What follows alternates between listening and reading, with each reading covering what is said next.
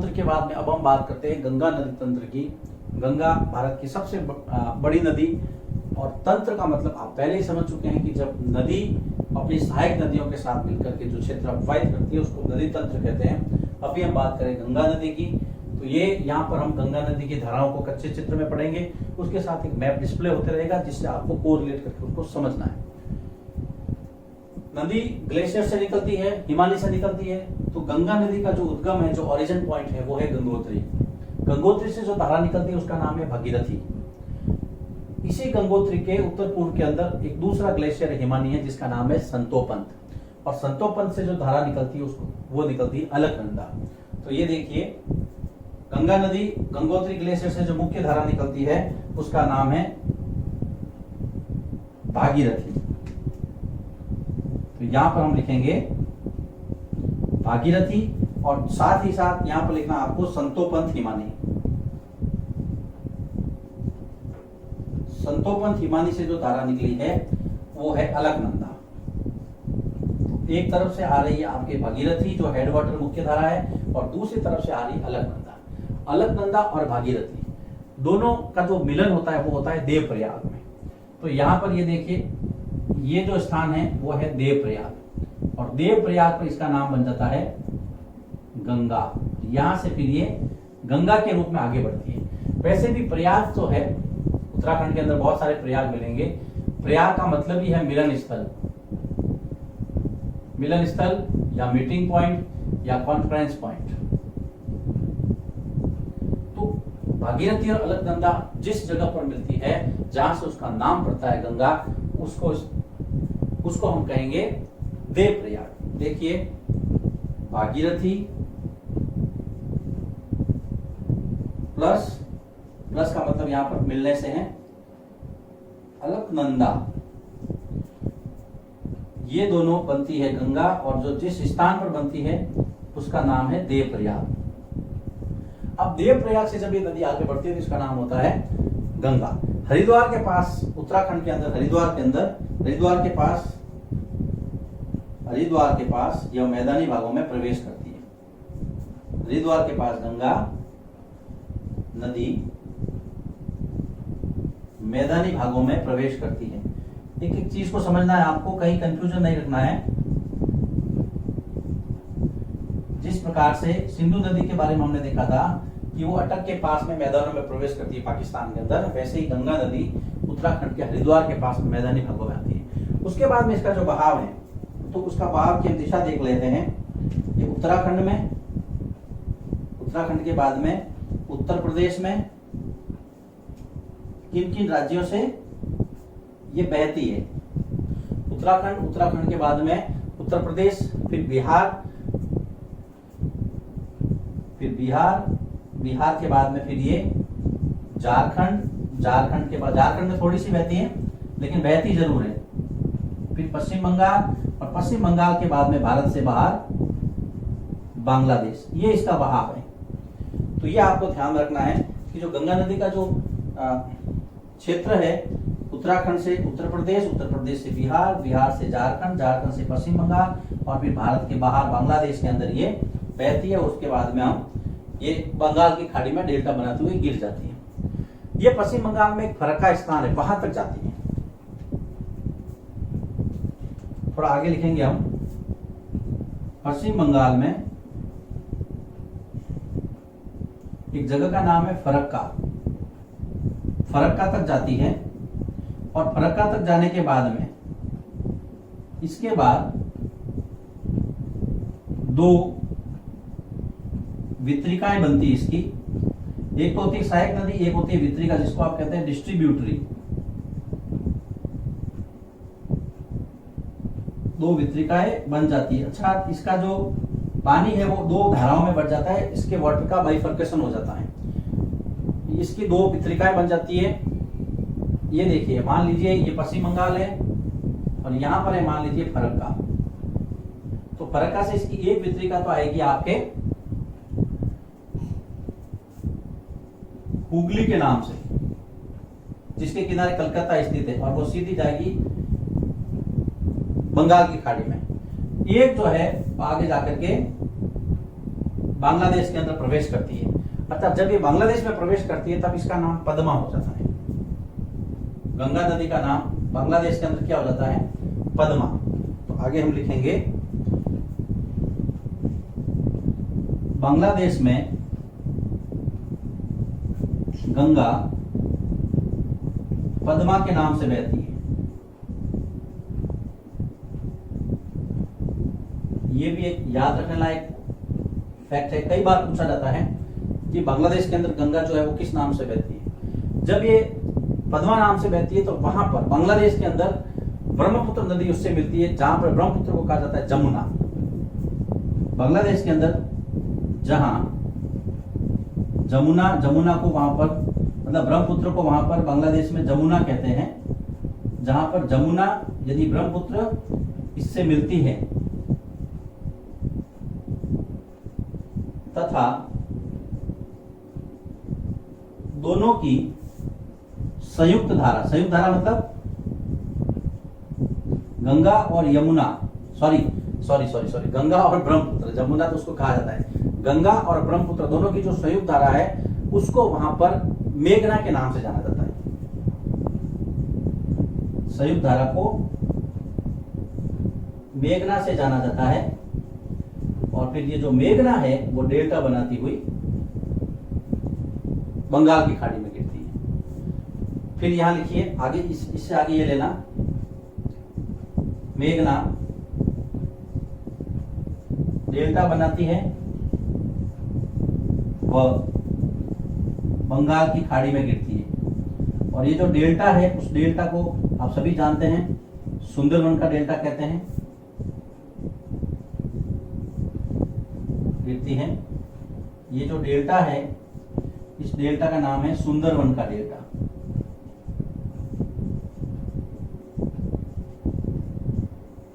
सुंदरवन का डेल्टा। तो ये है गंगा नदी। उद्गम कहां से हुआ, कहां पर यह गंगा के नाम से जानी गई, उसके बाद में बांग्लादेश में इसका प्रवेश हुआ तो इसका नाम चेंज हो गया। तो ये सारी बातें हैं वो आपको ध्यान में रखनी है। अब देखिए शुरू करते हैं, वापस एक बार क्विक रिवीजन ले लेते हैं। हम पढ़ रहे हैं गंगा नदी। गंगा नदी का उद्गम हुआ गंगोत्री ग्लेशियर से उत्तराखंड में, जहां पर जो इसकी मुख्य धारा थी उसको नाम दिया गया भागीरथी, ये भागीरथी। उसके बाद में उसके उत्तर पूर्व में एक संतोपंत ग्लेशियर हिमानी है, वहां से निकली अलकनंदा, और अलकनंदा और भागीरथी दोनों मिलती है देवप्रयाग के पास में, जहां पर उसका नाम हो जाता है गंगा। हरिद्वार के पास गंगा नदी मैदानी भागों में प्रवेश करती है। इसका जो रूट है उत्तराखंड, उत्तर प्रदेश, बिहार, झारखंड, पश्चिम बंगाल और बांग्लादेश, उसके बाद में ये बंगाल की खाड़ी में गिर जाती है। पश्चिम बंगाल में फरक्का नामक स्थान तक जाती है। इसके बाद में डिस्ट्रीब्यूटरी अर्थात इसका जो वाटर है वो बाइफरकेट हो जाता है, बाइफरकेशन अर्थात दो धाराओं में बढ़ जाता है। एक धारा हुगली नदी के रूप में है जिसके किनारे कलकत्ता नगर स्थित है, और दूसरी जो है वो बांग्लादेश में जाती है और वहां पर उसका नाम हो जाता है पद्मा। वहां पर बांग्लादेश से ब्रह्मपुत्र मिलती है और ब्रह्मपुत्र को बांग्लादेश में जमुना कहते हैं। गंगा और जमुना की जो संयुक्त धारा है वो मेघना के नाम से बहती है। उसके बाद में गंगा ब्रह्मपुत्र की जो संयुक्त धारा है दोनों सुंदरवन का डेल्टा बनाते हुए बंगाल की खाड़ी में गिरती है। तो ये है इसका रूट, यहां पर ये डेल्टा है और ये है बंगाल की खाड़ी। गंगा नदी के बारे में हम और भी बातें और भी जानकारी हासिल करेंगे, लेकिन वो अगली स्लाइड में, अगले बोर्ड वर्क में। तब तक इसको लिखिए और उसके बाद हम आगे बढ़ते हैं। गंगा नदी के रूट को देखने के बाद में अब हम बात करते हैं इससे संबंधित कुछ फैक्ट्स जो आपकी किताब में दिए हैं, उस पर थोड़ी चर्चा करेंगे। सीधे साधे फैक्ट्स हैं, बस आपको याद रखना है, इसको थोड़ा समझते रहना है। जैसे अगर गंगा की कुल लंबाई 2500 किलोमीटर, गंगा नदी की जो लंबाई है 2500 किलोमीटर, और ये भारत की सबसे लंबी नदी है। भारत की सबसे लंबी नदी। तो एक तो ये फैक्ट आपको दिया है। उसके बाद में एक आपके अंबाला नगर के बारे में जानकारी दी गई है, अंबाला हरियाणा के अंदर। तो जो अंबाला नगर जो है थोड़ी हाइट पर है वो, और हाइट पर होने की वजह से अंबाला नगर गंगा नदी तंत्र तथा सिंधु नदी तंत्र के मध्य जल विभाजक का कार्य करता है, के मध्य वाटर डिवाइडर अर्थात जल विभाजक का कार्य करता है। जल विभाजक क्या होता है हमने पहले वीडियो में यह देख चुके हैं हम, तो ये भी बात आपको ध्यान में रखनी है। तो मान लीजिए ये अंबाला नगर है, इस तरह से अगर हम इमेजिन करें तो ये ऐसे हाइट पर है यहाँ पर, तो पश्चिम में इसके जो है इंडस रिवर सिस्टम है और यहाँ पर जो है वो गंगा रिवर सिस्टम। हाइट पर होने की आपको पता है जो अपलैंड्स होते हैं, जो उच्च भूमि है वही जल विभाजक का काम करती है। इसको हम पहले पिछले वाले वीडियो में डिस्कस कर चुके हैं। अंबाला नगर से सुंदरवन की जो डिस्टेंस है वो 1800 किलोमीटर। तो अंबाला से सुंदरवन का जो डिस्टेंस है, अंबाला से सुंदरवन 1800 किलोमीटर बताया गया है। तो 1800 किलोमीटर की दूरी है, वो कम नहीं है, अधिक है। कहते हैं गंगा नदी की जो ढाल है उसकी जो गिरावट है तो वो लगभग 300 मीटर के लगभग बताई गई है। तो गंगा नदी के ढाल की गिरावट, गंगा नदी के ढाल की गिरावट 300 मीटर बताई गई है। और ऐसा माना गया है, आंकड़े ये बताते हैं कि 6 किलोमीटर पर इसका जो ढाल है वो लगभग 1 मीटर ढलान इसको प्राप्त होती है। 6 किलोमीटर की दूरी जैसे ही ये तय करती है तो 1 मीटर इसके ढाल में गिरावट आती है। यही कारण है इसके नदियों की जो विसर्ग बहुत ज्यादा है, जिसको आप मेंढर कहते हैं। तो गंगा और उसकी जो सहायक नदियां हैं वो नदियों के विसर्ग अधिक हैं, नदियों के विसर्ग जिसको आप मिएंडर कहते हैं वो ज्यादा है। विसर्ग का मतलब यही है जिसको हमने पहले लूप कहा था। ये वाला जो ये है ये विसर्ग है, सांप की आकृति का। ये उसी से फिर ऑक्सबो लेक बनती है, आगे जाकर के चाप जिलों का निर्माण होता है। तो ये मिएंडर कहलाते हैं। ये जो मिएंडर है ये वाले ये अधिक है। हम पढ़ रहे हैं गंगा नदी तंत्र, और गंगा नदी तंत्र में भी अभी गंगा से संबंधित कुछ आंकड़े अभी आपकी किताब में नमामि गंगे परियोजना दी गई है। नमामि गंगे प्रोजेक्ट या परियोजना, केंद्र सरकार ने इसको 2014 में शुरू किया था। भारत सरकार द्वारा 2014 में शुरू, 2014 में। और इसका जो मुख्य उद्देश्य है, इसके 2 उद्देश्य है मुख्य उद्देश्य। उसमें पहला उद्देश्य सीधी सी बात है, अगर नदी के बारे में बात करेंगे तो उसको प्रदूषण से मुक्त करना होगा। तो प्रदूषण का जो प्रभाव है वो कम करना, प्रदूषण का प्रभाव कम करना, यही इसका मुख्य उद्देश्य है। प्रदूषण का प्रभाव, इफेक्टिव एबेटमेंट ऑफ पॉल्यूशन।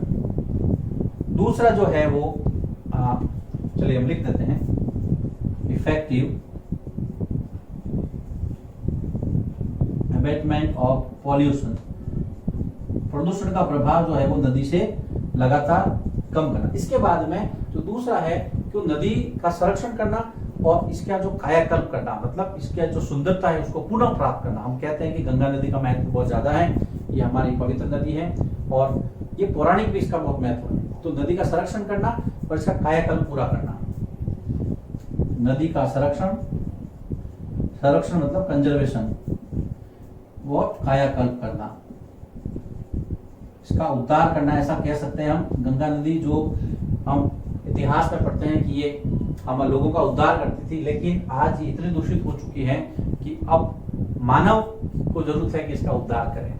तो कंजर्वेशन करना और regeneration of river the Ganga, तो ये दो चीजें हैं। नमामि गंगे परियोजना 2014 में शुरू हुई, प्रदूषण का प्रभाव कम करना और नदी का संरक्षण और कायाकल्प करना।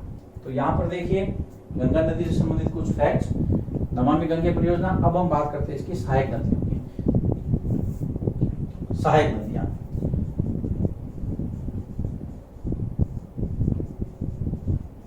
जिसको आप कहते हैं ट्रिब्यूटरीज। तो जिसको इसकी जो मुख्य नदियां हैं जो कि हिमालय से निकलती है, जो इसकी सहायक नदियां हैं, जैसे यमुना है, घाघरा है, गंडक है, कोसी है। इसकी सहायक नदियों में जो कि हिमालय से निकलती है वो है एक तो यमुना, फिर घाघरा, फिर गंडक और कोसी नदी जिसको बिहार का शोक कहते हैं। ये देखिए ये गंगोत्री है, यहाँ पर है यमुनोत्री, यहाँ से ये निकलती है और इसके थोड़ा पैरेलल चलती हुई फिर यहाँ पर ये आपका है प्रयागराज, जिसको आप कहते हैं इलाहाबाद। इलाहाबाद में जो यमुना है वो गंगा से मिलती है। निकलती कहाँ से है? यमुनोत्री से। ये भी हिमालय से निकलती है। तो यमुना, इसके बाद में जो 3 नदियां हैं घाघरा, गंडक और कोसी, ये बाढ़ का कारण बनती है और बाढ़ का कारण बनने के साथ साथ यहाँ से ये अपने साथ में उपजाऊ मिट्टी बहुत लाती है और उपजाऊ मिट्टी आपको पता है जो खेती के लिए ज्यादा जरूरी है। तो ये जो क्षेत्र है वो ज्यादा उपजाऊ भी है, यहाँ पर खेती भी ज्यादा होती है, लेकिन यहाँ पर बाढ़ से जनधन की हानि भी बहुत होती है। कौन कौन सी 3 नदियों से? घाघरा, गंडक और कोसी से, जो कि हिमालय की नदियां हैं। आपके सिलेबस में इतना ही दिया, इसलिए हम इतना में ही इसको पूरा करेंगे। इसके बाद में इसकी जो और नदियां हैं, अब अगर हम यमुना की सहायक नदियां जो है जैसे चंबल, केन और बेतवा, इन अगर 3 नदियों की हम बात करें, चंबल, बेतवा और केन की, तो ये नदियां छोटी नदियां हैं, इसके अंदर पानी कम रहता है, अर्धशुष्क नदियां हैं। ये नदियां जो है तीनों वो प्रायद्वीपीय उच्च भूमि से निकलती है, पेनिनसुलर अपलैंड से, प्रायद्वीपीय उच्च भूमि से ये तीनों निकलती है। इन 3 नदियों की विशेषता है इसके अंदर कम पानी होता है, अर्धशुष्क होती है और कम लंबी है। तो पूछ सकते हैं कि गंगा की वे सहायक नदियां, तो में ये यमुना की सहायक नदियां है लेकिन फिर भी गंगा नदी तंत्र का भाग है, तो कौन सी जो प्रायद्वीपीय उच्च भूमि से निकलती है? तो आप इन तीनों का नाम यहाँ पर लिख सकते हैं। ये पेनिनसुलर अपलैंड से निकलती है और उसके बाद में ये यमुना के माध्यम से गंगा में मिलती है। और कुछ नदियां हैं जैसे लेफ्ट साइड से और यहाँ पर राइट साइड से। आप सिर्फ नाम लिखेंगे, इसके बारे में आपको ज्यादा रिसर्च वर्क करने की आवश्यकता नहीं, क्योंकि 9th क्लास का जो लेवल है उसके हिसाब से इतना काफी है। लेकिन फिर भी हम कुछ नाम, और जैसे कि जो लेफ्ट साइड से गंगा में मिलती है, जैसे गंगा ये ऐसे जा रही है तो लेफ्ट साइड मतलब उसका ऊपर वाला ऊपर से यहाँ से उत्तर से दक्षिण की तरफ आएगी, जिसके अंदर रामगंगा है, गोमती है, घाघरा, गंडक, रामगंगा, गोमती, घाघरा, फिर आपकी गंडक। तो ये जो नदियां, इसकी आप एक लिस्ट बना लीजिएगा, जिससे कि कभी मान लो आपको पूछ ले इसके अलावा भी और कोई 2-3 नदियों के नाम तो आप बता सकते हैं। गंडक के बाद में बूढ़ी गंडक है, कोसी है, महानंदा है, कोसी, महानंदा, बूढ़ी गंडक, ये सब अगर आप इंडिया का मैप देखेंगे तो उसमें सब आपको मिल जाएगी। लेकिन आपकी क्या इतना ज्यादा दिया नहीं है, तो हम अननेसेसरी इसको लंबा करने से कोई फायदा है नहीं। फिर उसके बाद में राइट साइड से अगर हम देखें तो यमुना है, सोन है, पुनपुन है, ये राइट साइड से यमुना, सोन नदी मुख्य नदी है, पुनपुन। उसके बाद में इसकी कुछ वितरिकाएं हैं। वितरिका में आपको पता ही है, डिस्ट्रीब्यूटरी जिसको हम कहते हैं, ये हुगली नदी जो हमने देखा था पहले, जिसके किनारे कलकत्ता शहर बसा हुआ है। तो ये चीजें हैं आपको पता रखना। अब हम एक बार जो इसका है क्विक रिवीजन ले लेते हैं। हमने गंगा से संबंधित कुछ फैक्ट्स जानने हैं। 2500 किलोमीटर इसकी लंबाई है, भारत की सबसे लंबी नदी है। अंबाला नगर जो है वो गंगा नदी तंत्र और सिंधु नदी तंत्र के मध्य जल विभाजक का कार्य करता है। तो ये बात आपको ध्यान में रखनी है अंबाला के बारे में। अंबाला से सुंदरवन के डेल्टा का जो डिस्टेंस है वो 1800 किलोमीटर है। गंगा नदी की ढाल की जो गिरावट है वो 300 मीटर, 6 किलोमीटर पे 1 मीटर प्रति ढाल, 6 किलोमीटर पर 1 मीटर ढाल जो है वो उसको गिरावट दर्ज की गई है। और ये इससे संबंधित जितनी भी नदियां हैं उसमें मेंढर अर्थात विसर्ग जो लूप है वो आपको ज्यादा देखने को मिलते हैं। फिर एक प्रोजेक्ट है नमामि गंगे परियोजना, 2 मार्क्स में पूछ सकते हैं, 2014 में शुरू हुआ। 2 ही इसके उद्देश्य है, प्रदूषण कम करना और नदी का संरक्षण और उसकी कायाकल्प करना। उसके बाद में इसकी जो सहायक नदियां हैं उस पर चर्चा की हमने। तो जो हिमालय से निकलती है, यमुना, घाघरा, गंडक और कोसी, इसमें से जो 3 नदियां हैं घाघरा, गंडक और कोसी, ये बाढ़ अपने साथ ज्यादा लाती है। और कोसी नदी को तो बिहार का शोक कहते हैं, जैसे कि दामोदर नदी को बंगाल का शोक कहते हैं, वैसे कोसी नदी को बिहार का शोक कहते हैं। तो ये चीजें हैं। उसके बाद में चंबल, केन और बेतवा ये प्रायद्वीपीय उच्च भूमि से निकलती है। ये नदियां, ये यमुना की साइड नदियां हैं, इस जगह से प्रायद्वीपीय उच्च भूमि से पेनिनसुलर अपलैंड से निकलती है। ये कम लंबी है, कम पानी है इसके अंदर, अर्धशुष्क है, कम लंबी उच्च भूमि से निकलती है। फिर उसके बाद में कुछ नाम है जो आपको ध्यान में रखने हैं और ये इसकी वितरिका है। अब एक छोटा सा टॉपिक इसके अंदर बाकी रहा है, जैसे हमने देखा है देवप्रयाग। देवप्रयाग में क्या है कि भागीरथी और अलकनंदा मिलती है, प्रयाग है, देवप्रयाग नाम पड़ा, तो यहाँ से गंगा नाम पड़ता है। इसी तरह से उत्तराखंड के अंदर कुछ प्रयाग हैं, बाकी आपके सिलेबस में नहीं है, लेकिन अब यहाँ तक पहुंच गए हैं तो एक मिनट का वो भी हम देख लेते हैं। पहले इसको नोट प्रयाग अर्थात मीटिंग पॉइंट्स। अब कुछ प्रयागों के बारे में हम चर्चा कर लेते हैं।